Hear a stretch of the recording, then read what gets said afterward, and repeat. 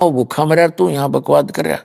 तो इस प्रकार हमने मार्ग में चलते समय उनको नहीं देखना है, अपना जो कर्तव्य है उनका टैक्स क्लियर पाओगा आपका। परमात्मा साथ रहेंगे इस दास के रूप में। जब आप यहां से चलोगे आपका अकाउंट कराता चलेगा।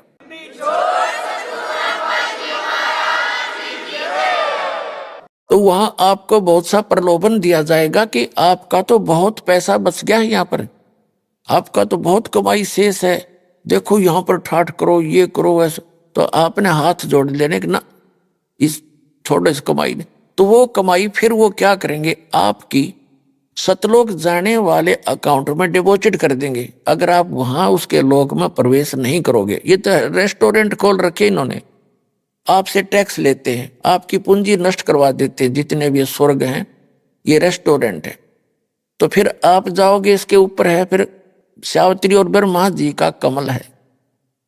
अब जैसे ये चैनल होते हैं ना, टीवी में चैनल होते हैं, तो कार्यक्रम तो कहीं और हो रहा है और हम देख रहे हैं टीवी पे।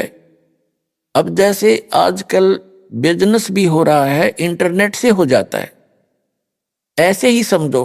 तो वो कहीं और है मार्केट, लेकिन इंटरनेट से आजकल बिजनेस के भी लेन देन हो करके सौदा बेचा और परचेज हो रहा है, ऐसे ही समझो तुम। तो ये तो एक इंटरनेट का सिस्टम है हमारे शरीर के अंदर, उस गॉड का, परमात्मा का। फिर उसके बाद हम नाभि कमल में विष्णु और लक्ष्मी जी का एक कमल है, उसकी 8 पंखड़ियां हैं, सावित्री ब्रह्मा वाले की 6 पंखड़ियां हैं। फिर ये दोनों सतनों के बीच में यहां एक कमल है, रीढ़ की हड्डी के साथ चिपका हुआ। ये शंकर भगवान जी का, पार्वती जी का ये यहाँ बैरियर है, इनका कमल है, इनका भी आपको मंत्र दिया जाता है। उसके बाद ये कंठ कमल है, ये कंठ है, इसके बैक में ये रीढ़ की हड्डी या थोड़ा सा बैंड होती है इससे पहले, तो यहाँ ये थोड़ी सी चौड़ी ज्यादा है। तो यहाँ पर वो दुर्गा जी का स्टेशन है, बैरीगेट है, बैरियर समझो इसको। उसकी 16 पंखड़ियां हैं और शंकर भगवान वाले कमल की 12 पंखड़ियां हैं। इसके बाद फिर आगे जाएंगे, त्रिकुटी पर पहुंच जाएंगे। त्रिकुटी तो एक कॉमन इंटरनेशनल एयरपोर्ट समझ लो, वहां तो सभी साधक जाते हैं। वहां जाने के बाद फिर उनको 3 रास्ते हो जाते हैं, त्रिवेणी बोलते हैं उसको, 3 रास्ते। तो उस त्रिवेणी का जो सामने वाला रास्ता वो ब्रह्म रंध्र कहलाता है, बीच वाला वो किसी से नहीं खुलता, वो केवल इस दास से प्राप्त मंत्र से, जो परमात्मा कबीर जी ने दिया है, उससे ही खुल सकता है, सतनाम से। तो जो सारा कुछ दास जो बताना चाहता आपको कि फिर क्या होगा, जो पार नहीं हुए वो क्या करेंगे, उनके ये मंत्र बच जाएंगे, कमाई उनके साथ होगी, पार वो हुए नहीं।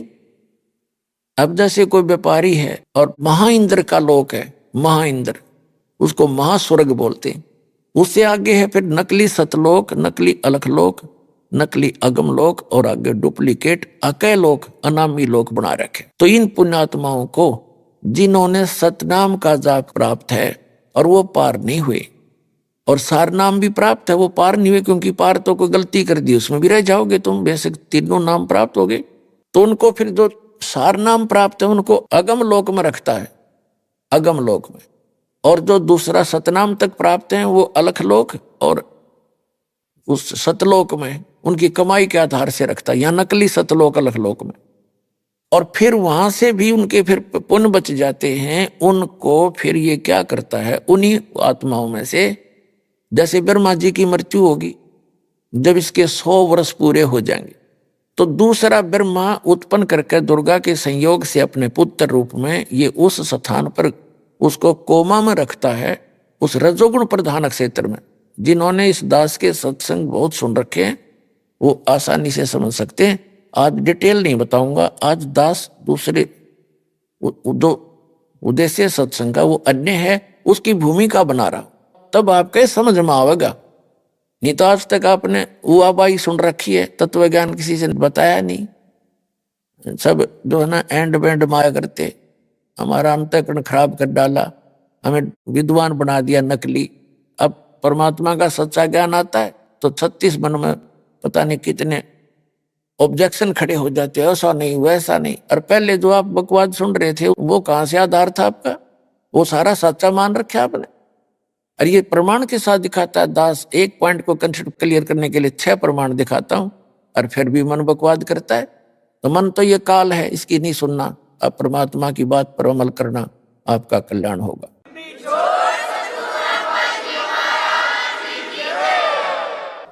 तो फिर ये क्या करता है, जैसे फिर 7 ब्रह्मा की मृत्यु के बाद एक विष्णु जी की मृत्यु होती है, तब उन्हीं पुण्यात्माओं में से जो अब भक्ति करेंगे, ये सही भक्ति कर लेते हैं, इनकी पार होते नहीं, इनके पास भक्ति धन जो का त्यों रह जाता है, उन्हीं में से फिर ये विष्णु जी तैयार करके रखेगा, उसको विष्णु के पद पर रख देगा। फिर 7 विष्णु की मृत्यु के बाद एक शंकर जी की मृत्यु होगी, तमोगुण शंकर की। तो तब तक ये एक और अन्य उन्हीं पुण्यात्माओं में से अपना पुत्र रूप में शंकर तैयार करके रख लेता है। और उन पुण्यात्मा जो वर्तमान में ब्रह्मा विष्णु महेश बने हैं, ये आगे 84 लाख योनियों में चले जाएंगे। उसके बाद फिर ये कहाएंगे स्वर्ग में आएंगे, ये पुण्यात्मा ब्रह्मा विष्णु महेश। स्वर्ग में इनके रहे खये जो पुण्य है वहां समाप्त करेंगे। उसके बाद पृथ्वी पर आकर ये राजा बनेंगे। ऐसे थोड़ा जल्दी से खत्म होता है, इतना धन इकट्ठा हो रहा है आपका। राजा बनकर फिर ये नरी को वध करेंगे, कहीं शिकार खेल लेंगे, एक दूसरे के राज को हड़प करने के लिए लाखों लोगों को मरवा डालेंगे, मार डालेंगे और गुटी सूटी लाओगे और नरी बकवाद करेंगे। यानी इनके पुण्य समाप्त होंगे, पाप की वृद्धि शुरू हो जाएगी और अगले जन्म में ये गधे बना दिए जाएंगे। तो ये पूरा प्रोसेस है इस काल भगवान का। परमात्मा ने दास को अकल दी, बुद्धि दी, और अब आपको चाहता हूं कि मास्टर बना दूं, आप मार ना खाओ, किसी की बहकाई में नहीं आओगे, ऐसा तैयार कर दूंगा यदि विश्वास रखोगे तो।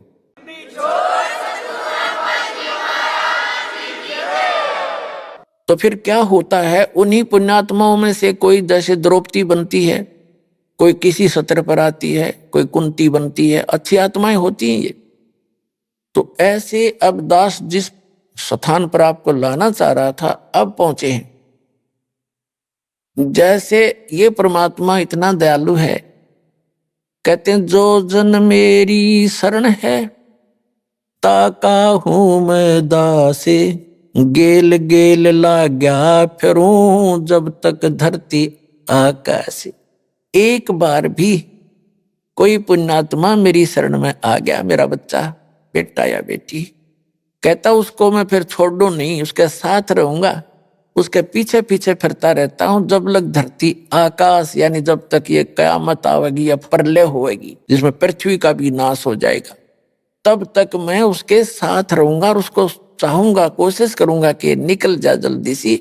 तो हम कहाँ गलती खाते रहे सतयुग त्रेता द्वापर में, भक्ति सभी करती है आत्मा। ये तो अभी नास्तिकता पनपगी, जैसे पूरा चीन नास्तिक हो गया, रूस नास्तिक हो गया, और अब भारत का नंबर था। जब ये भक्ति शुरू ना होती 100 वर्ष के बाद भारत भी कंप्लीट नास्तिक हो जाता, क्योंकि इतने नकली पंथ चल पड़े, इनसे लाभ कुछ हो नहीं रहा, सभी थक चुके, ना कोई सुख हुआ, ना आध्यात्मिक लाभ ना भौतिक लाभ होता। तो अब कुछ दिनों में ये सभी नास्तिक हो जाते, कुछ ना रखा भगवान भगवान में। तो यही कारण था कि जैसे चीन पूरा महात्मा बुद्ध को मानते थे और उनके पूर्वज जो थे उनके अनुयायी बन गए, उनके द्वारा बताई सब क्रियाएं करते थे, उससे कोई उनको तो लाभ हुआ तो नहीं, लेकिन पूर्व जन्म के ओपन कर्मी थे, उनसे लाभ होता रहा। तो वो ये सोचा करते थे कि हम जो साधना कर रहे हैं उससे लाभ हो रहा है। उसके बाद जो उनके वंशज फिर और आगे आए, वो भक्तिहीन प्राणी थे, साधना वही करते थे जो उनके पूर्वज करते थे, उनको कोई लाभ हुआ नहीं, उस साधना से होना ही नहीं था, क्योंकि चार्जर ठीक नहीं था, वो मंत्र सही नहीं थे। तो वो फिर बाद वाला ने न्यू सोच दिया कोई भगवान भगवान नहीं है और ये सब बकवाद बंद करो। तो उन्होंने कंप्लीटली बैन लगा दिया, राम की चर्चा नहीं करनी। तो यही भारत का दशा होती, क्योंकि भारत तो एक यूनिवर्सिटी है अध्यात्म मार्ग की, सदा से ये स्थान ऐसा है। भारत कोई अलग नहीं है विश्व का, विश्व सारा एक ही है, लेकिन ये स्थान विशेष है उस परमात्मा का, जहां वो आते हैं, विशेष भक्ति प्रदान करते हैं। तो अब जो ये साधना जो अब दी जा रही है आपको, तो इसमें तो सतयुग त्रेता द्वापर तक हमारे पूर्व जन्म के पुण्य हमारे साथ चलते रहे, क्योंकि जो दास बता रहा आपको, इस कलयुग के अंदर ये भक्ति होती है, फिर ये ऊपर चले जाते हो, वहां अपने स्वर्ग में महास्वर्ग में पुण्य खत्म करके फिर सतयुग में जन्म लेते हो पुण्यात्माएं। अब सतयुग त्रेता द्वापर तक उनके पुण्य काल बार बार जन्म देकर उनको नष्ट करवा देता है, और वो पहले साधना कर रहे होते हो शास्त्र विरुद्ध, तो उससे भी उनको ये लगता है कि हम जो ये साधना कर रहे हैं इसी से लाभ हो रहा है। यह भूल थी उनकी।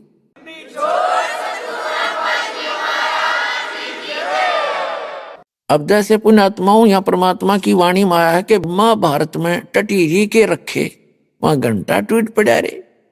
अब जैसे एक टटीरी पक्षी थी, वो पिछले जन्म की पुण्यकर्मी प्राणी थी, और परमात्मा पक्षी रूप में भी पुण्यकर्मी प्राणी जो अपने मनुष्य जीवन का जो संस्कार पूरा करके पशु जुनी में भी चली गई थी वह, तो वहां भी उसने पुकारा, उसका कोई पुण्य शेष था तो वहां भी रक्षा कर दी उसकी।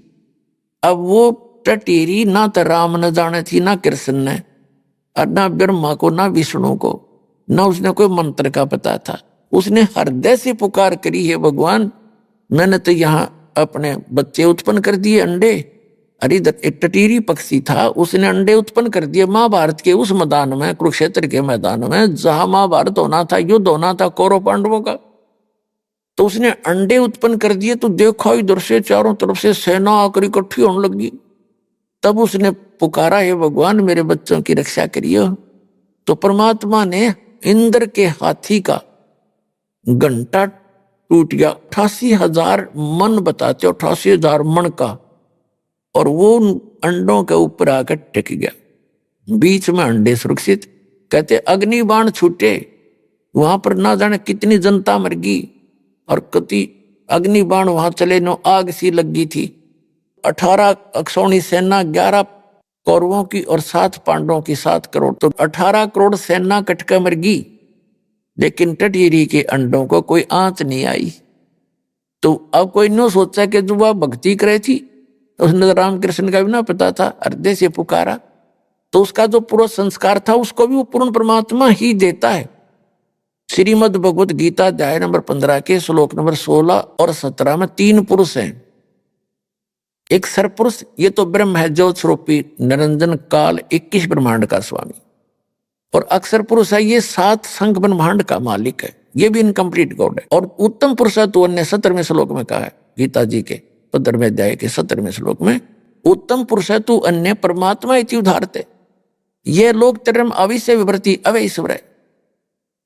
उत्तम पुरुष तो इन दोनों से सरपुरुष अक्षर पुरुष से कोई और है, और वही तीनों लोकों में प्रवेश करके सबका धारण पोषण करता है, और वही वास्तव में अविनाशी है, वही परमात्मा कहने योग्य है। तो वो कौन है? वो परम अक्षर ब्रह्म है। 8वें अध्याय के प्रथम मंत्र में अर्जुन ने पूछा कि आप जी ने 7वें अध्याय के 29वें मंत्र में श्लोक में गीता जी में जो तत्ब्रह्म की बताया है, वो तत्ब्रह्म को जानकर सारे अध्यात्म से परिचित व्यक्ति और सभी कर्मों से परिचित व्यक्ति केवल जरा और मरण से, बुढ़ापे के दुख से और मृत्यु के इस कहर से बचने के लिए, छूटने के लिए प्रयत्न करते हैं। जो उस तत्ब्रह्म को जान चुके होते हैं वही यहाँ की कोई वस्तु की डिमांड नहीं करते। तो अर्जुन ने पूछा 8वें अध्याय के प्रथम मंत्र में, फिर किम तत्ब्रह्म, वो तत्ब्रह्म कौन है, क्या है? 8वें अध्याय के 3रे श्लोक में गीता ज्ञानदाता ने कहा कि वो परम अक्षर ब्रह्म है। तो वो परम अक्षर ब्रह्म है। गीता जी के अध्याय नंबर 15 के श्लोक 17 में कहा है उत्तम पुरुष है तो अन्य, यो परम अक्षर ब्रह्म है, और यही तीनों लोकों में प्रवेश करके सबका धारण पोषण करता है।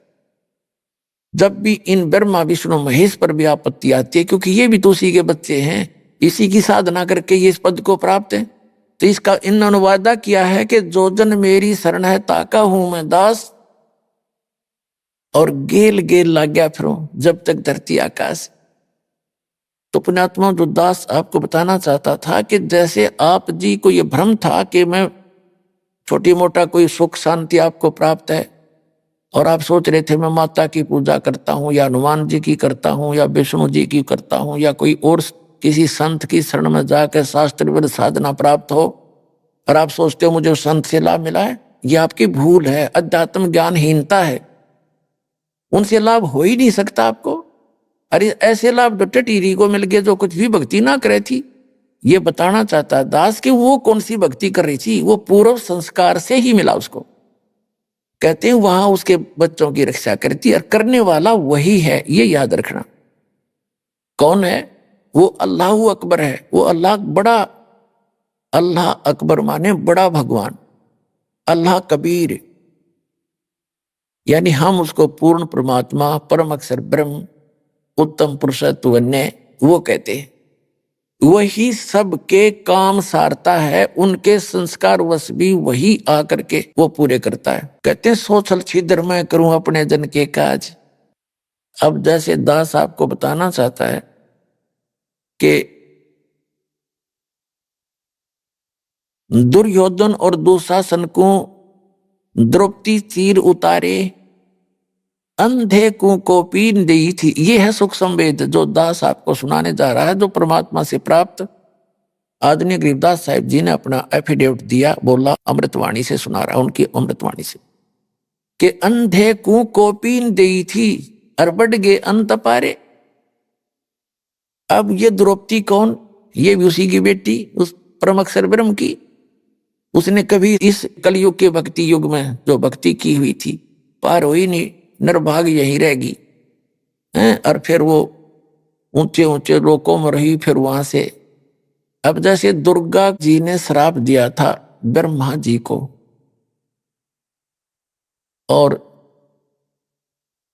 गायत्री और पोपवती को, उन्होंने झूठ बोली थी, तो उसके बाद इस काल ने भी इसको श्राप दिया था कि तू द्रौपदी के रूप में जागी और तेरे 5 पति होंगे। जैसे ब्रह्मा जी को तो श्राप दे दिया था दुर्गा ने कि तेरी पूजा जग में नहीं होगी और तेरे जितने भी अनुयायी होंगे उनको अध्यात्म ज्ञान तो होगा नहीं, लोग उनको ब्राह्मण पंडित समझा करेंगे और वो लोग दुनिया को ठग ठग खाएंगे, अपना क्रम बिगाड़ेंगे और तेरे जैसे झूठे होंगे। ब्रह्मा जी ने एक झूठ बोल दी थी कि मुझे भगवान मिल गया। उसकी गवाही दे दी थी गायत्री और उपवती 2 लड़कियों ने। तो गायत्री को श्राप दिया था कि तू गाय के रूप में जन्म लेगी और तेरे कई सांड पति होंगे, कई बैल पति होंगे। पोपवती को दिया था श्राप कि तू एक गंदी स्थान पर उत्पन्न होने वाली जड़ी बूटी बनेगी। तो जब दुर्गा को उसने श्राप दिया ब्रह्म ने, काल ने, कि तूने इनको श्राप दिया है तो अब मैं तुझे श्राप दूंगा, तू कौन होती है मेरे इस विधान में भंग डालने वाली। तो दुर्गा जी को श्राप दिया था कि तू द्रौपदी रूप में जाएगी और तेरे 5 पति होंगे। तो ये पूर्व निर्धारित, यानी पावेगा अपना क्यारे, भोगेगा अपना क्यारे, तो तब तक ये अपना कर्म ही पूर्व जन्म का भोग रहे होते हैं। अब पुणात्मा द्रौपदी जो है दुर्गा के लोक से आई हुई उसकी निज आत्मा है। जैसे किसी की बेटी दुखी होती है, विवाह कर दिया पुत्री का और आगे पति निकम्मा मिल गया, शराब पी और कुटे उसने, घर से बाहर खड़ी कर दे, तो माता पिता उसको सुनकर स्वयं उससे भी ज्यादा दुखी होते हैं। तो द्रौपदी के साथ जो कष्ट आ रहे थे तो दुर्गा जी उतनी ही पीड़ित हो रही थी, उसको ये सजा ऐसे मिली थी। लेकिन जो आत्मा दुर्गा के लोक से द्रौपदी रूप में हुई थी, हम सभी हैं तो उस पूर्ण परमात्मा के ही बच्चे, तो उसको मालूम था कि इसके जीवन में उस परमात्मा को पता है कि ये कष्ट आएंगे और वो उनकी एक विशेष आत्माएं होती है पुण्यात्माओं। जैसे एक सम्मन नाम का मनियार था, उस समय परमात्मा आए हुए थे काशी में, एक सतगुरु का रोल कर रहे थे। अपने सतगुरु की इज्जत बचाने के लिए उसने अपने बच्चे की गर्दन भी काट दी थी। तो पुण्यात्मा परमात्मा ने फिर उसको जीवित कर दिया उसके सामने, लेकिन उसका भाव देखा उसने, नूना था, छोरा मरो चाहे जियो लड़का, वो तो उद्देश्य नहीं था अपने गुरुदेव की मेहमानी में कोई फर्क ना आ जा। तो वो सारी जाने, कहते नुकते ऊपर रीत जाएगा रे, करोड़ कर्म जल जा तुम्हारे। तो वो विशेष आत्माओं में होती है भगवान के दरबार में। ठीक है, जो जैसा कर रहे हो भक्ति वो तो लाभ देगा ही देगा, लेकिन वो विशेष आत्मा में होती है जो पार ना हो पाती फिर भी। तो उनमें से एक द्रौपदी थी। ऐसी आत्माओं में से जो परमात्मा के नाम पर कभी उसने सैक्रिफाइस किया था। तो ऐसी आत्माओं को विशेष आत्माओं में गिना जाता है। तो उनको मालूम था मालिक को कि इसके ऊपर ऐसा पहाड़ टूटेगा, इसको नगन करेंगे, ऐसा ऐसा इसके प्रारब्ध में। उससे पहले ही उससे ऐसा पुण्य करवा दिया। एक अंधा महात्मा था और वो क्योंकि परमात्मा आते हैं और सत भक्ति वही बताते हैं, कभी भी आ जाते हैं वो, और किसी रूप में, जैसे साधु संत के रूप में, और ऐसी विशेष आत्माओं को वो ज्ञान देते हैं, उनको भक्ति बता देते हैं, वो साधना करने लग जाते हैं, जैसे कहीं पर भी प्रकट हो जाते हैं साधु रूप बना के। बहुत से प्रमाण हैं उन महापुरुषों को मिले, गरीबदास जी को मिले साधु रूप में आके भक्ति बता गए, और नानक साहब जी को मिले, गुरु नानक को मिले एक संत रूप में आकर के और सत भक्ति बताकर चले गए। ऐसे ही वो परमात्मा आए और उनको, उस अंधे महात्मा को, उस अंधे भगत को साधना बता दी, वो अपना भक्ति करने लग गया। अब पुणात्मा जैसे सुदर्शन नाम के सुपच थे, सुपच माने शेड्यूल कास्ट में, वाल्मीकि के घर जन्म था, और वो परमात्मा स्वयं भी आए हुए थे करुणा में नाम से। तो सुदर्शन जी उनके शिष्य थे। अब पांडवों की यज्ञ का प्रकरण बाद में सुनाएंगे आपको, ये लंबा प्रकरण हो जाता है। तो सुदर्शन जी को निमंत्रण दिया गया था जब उनका पांडवों की यज्ञ पूर्ण नहीं हुई थी। तो सुदर्शन जी ने उसको कह दिया था, भीम जो निमंत्रण देने आया था, कि भी तुम्हारी यज्ञ में मैं नहीं जा सकता, क्योंकि तुमने तक घोर पाप कर रखा, करोड़ों आदमी मार डाले हैं, करोड़ों बहन विधवा होगी, कई करोड़ बच्चे अनाथ कर दिए, तुम तो रक्त सना राज्य कर रहे हो, तुम्हारे घर का अन्न जो खाएगा सीधा नरक जाएगा।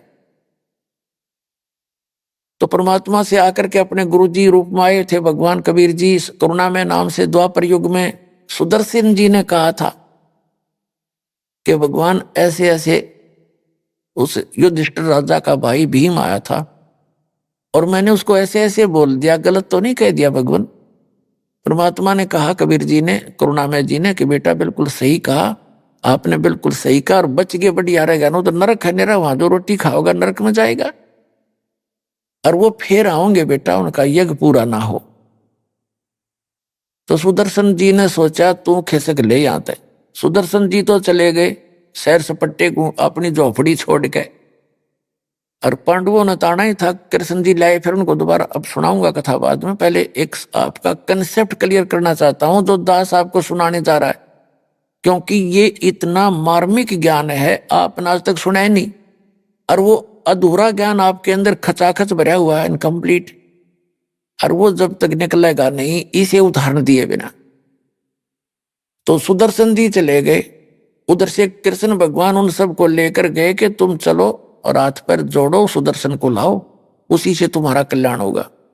सुदर्शन जी तो झोपड़ी छोड़ के वहां स्वयं परमात्मा कबीर जी, सत्य पुरुष, अमर पुरुष, परम अक्षर पुरुष, सुदर्शन रूप बना कर बैठ गए।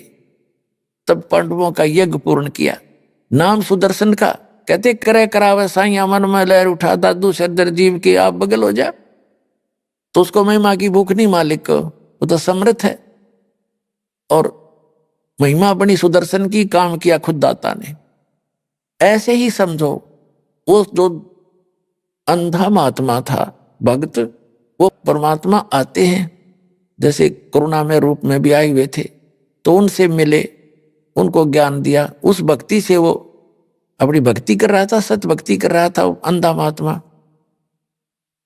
तो वो किसी कारणवश अंधा महात्मा तो कहीं और चला गया। उधर से परमात्मा को मालूम था कि द्रौपदी का विवाह होने वाला है और ये चली जाएगी, फिर यहाँ इसको मेल हो नहीं पाएगा, कोई आगे समस्या पैदा हो जाएगी, ये राजा लोग इसे खतरनाक होते हैं, और फिर शायद व्यवस्था ना बने इस बेटी को कोई भक्ति भाव की। और वो श्री कृष्ण जी को अपना गुरु मान बैठी थी। आगे चल के विवाह होने के बाद उसने श्री कृष्ण जी को अपना गुरु बना दिया। उससे पहले, विवाह से पहले की बात, तो राजा द्रौपद ने गंगा के किनारे पर, गंगा दरिया के किनारे पर एक लेडीज घाट बना रखा था। और वहां द्रौपदी हजारों सहेलियों के साथ, सैकड़ों सहेलियों के साथ प्रतिदिन मुंह अंधेरे वक्त से उठकर स्नान करने जाया करते थे। उस क्षेत्र में जेंट्स का जाना अलाउड नहीं था। अब वहां वो महात्मा, अंधे महात्मा का रूप बनाकर स्वयं परमेश्वर वहां चले गए। एक लंगोट था, तन पर बांध रखा था। वो महात्मा ऐसे ही बांधा करता था और वहां आसपास वो वेल नोन था, सभी जानते थे कि त्यागी ब्रागी महात्मा है। और लेकिन वो जंगल में अधिक रहता है, जल्दी मनुष्यों के रूबरू बहुत कम होता है। तो वो उस महात्मा का रूप बनाकर परमात्मा, और उनके गंगा का पर जो घाट बना हुआ था बहनों का नहाने का, उससे डाउन स्ट्रीम में जिधर जल जा रहा था बहता हुआ दरिया का, उससे लगभग 200-300 फुट पर वो स्नान करने लगा दरिया में बढ़कर घाट से बाहर, और उनकी लंगोट टूट गया। उनका लंगोट जो एक बांध रखा था, कोपीन बोलते, एक लंगोट ही बांधते पर्दे पर, उसको कोपीन कहते हैं। ओनली 6-7 इंच चौड़ी वो एक पट्टी सी होती है, और कमर के ऊपर जैसे बेल्ट बांधते हैं ऐसे एक धागा बांध लेते हैं, वो डोर के उसको आगे पीछे लपेट लेते हैं, दैट्स ऑल। तो वो संत, वो लीला देखो, दास अब उसको अंधा महात्मा ही कहेगा क्योंकि मालिक उसका रोल, जैसे हम सुदर्शन को ही महिमा देते हैं तो अब भी उस अंधे महात्मा के ही रोल में मालिक रोल कर रहे थे।